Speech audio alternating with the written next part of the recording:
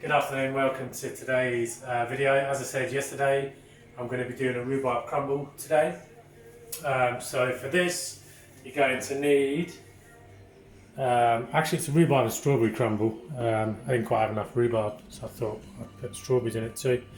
So use your dish, whatever you've got, to be the level of what you need. I think that'll be enough for us. So there is about a pound of chopped rhubarb. Just cut into chunks about so big.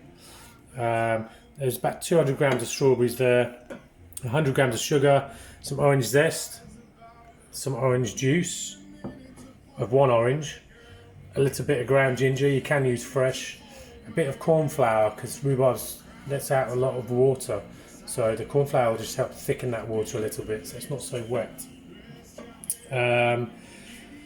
That's for the filling, and then for the crumble I've got 50 grams of sugar, 120 grams of butter or margarine softened, 100 grams of plain flour, and then I've got 100 grams of oats. You can, if you don't have oats, you can do 200 grams of plain flour, and it will still work the same. But basically it's half fat to flour, that's what they say.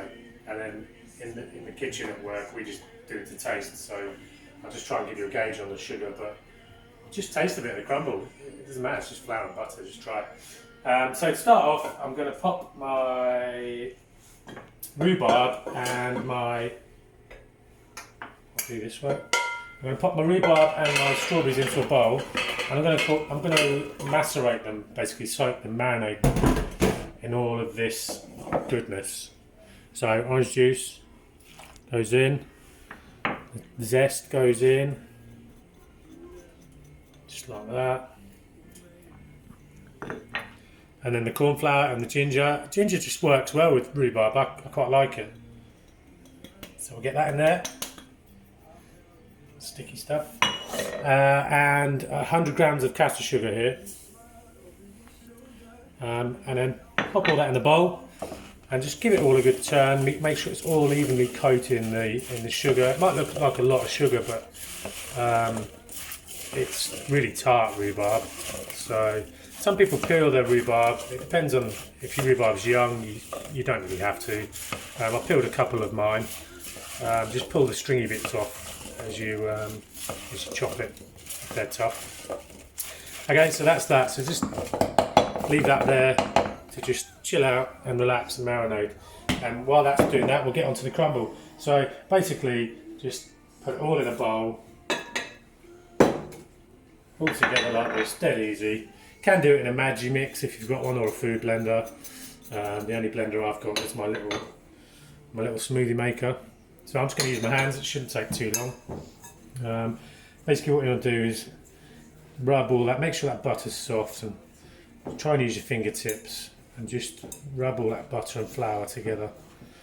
Doesn't take too long.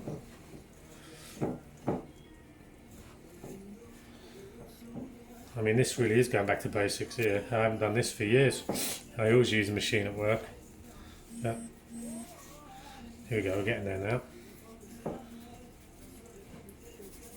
Nearly there. I'm just gently rubbing it between my fingers. I like to leave a few big lumps of butter, so you get some nice big crispy lumps of crumble in there.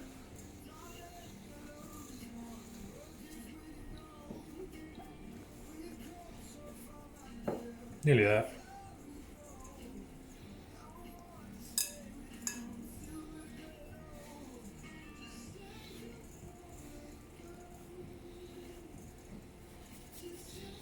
My butter might have been a bit too soft.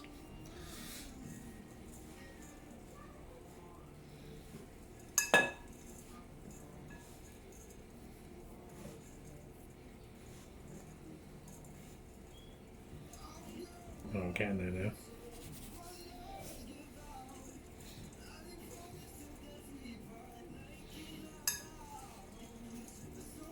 There we go. I mean, I like to leave a few big lumps, but it's basically what you're looking for. I like the big lumps. It's sort of gone a bit more lumpy because there's oats in there, not flour. But it will work. It'll make a really crumbly topping. Right, get all that off. Wash my hands quick.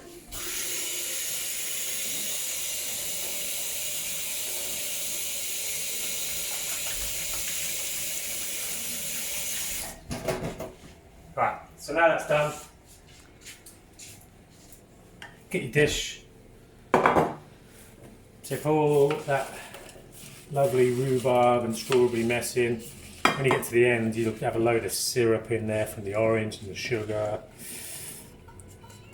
Make sure you get all that sugar out, and all that orangey, sugary syrup in there.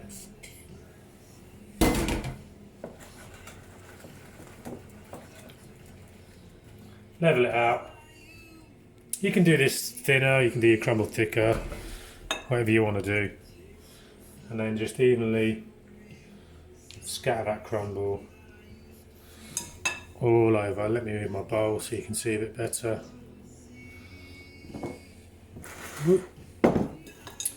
Just scatter it evenly all over your rhubarb. I probably haven't made enough here for my dish, but generally if you use an 8" by 8" dish, it'll be plenty. This will sink down as well as it cooks.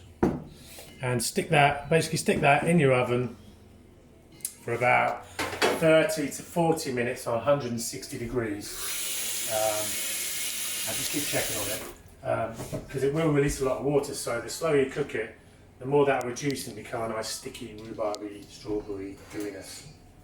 So pop that in 35 to 45 minutes. So I'll see you in about 35 to 45 minutes. Ciao for now.